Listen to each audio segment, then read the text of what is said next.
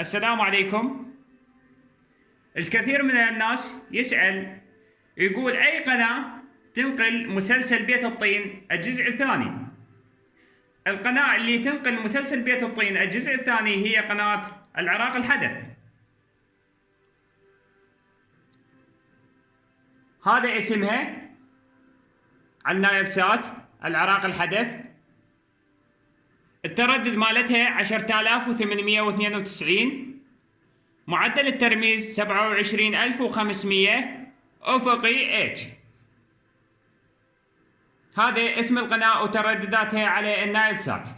هسه راح أعطيكم فكرة شلون نبحث على القناة بالستلايت. طريقة إدخال التردد: نضغط على هذا الزر المينو هذا، نضغط على التركيب، ننزل على آخر وحدة البحث اليدوي، نضغط أوكي. هاي هنا حتى موضح لك بالشاشة يقول لك إضافة، تضغط على الزر الأخضر بالريموت، الزر الأخضر بالريموت هذا، مو تضغط على هذا، تضغط على هذا، تضغط على هذا.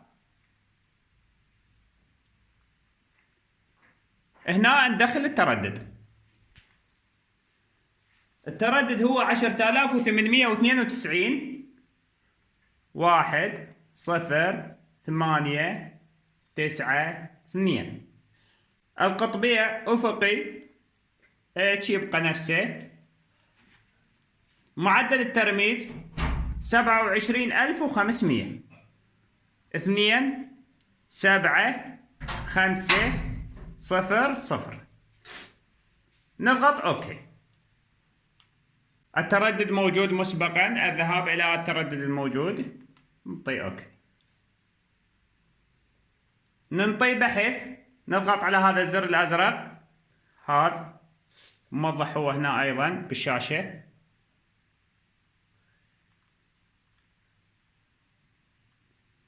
المجاني فقط حتى ما يطلع لنا المشفر. ننطي بحث.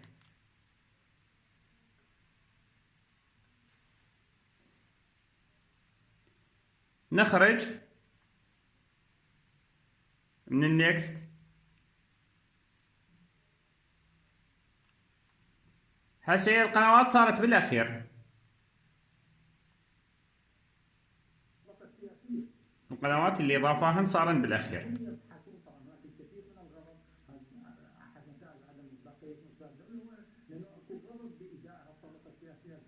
العراق الحدث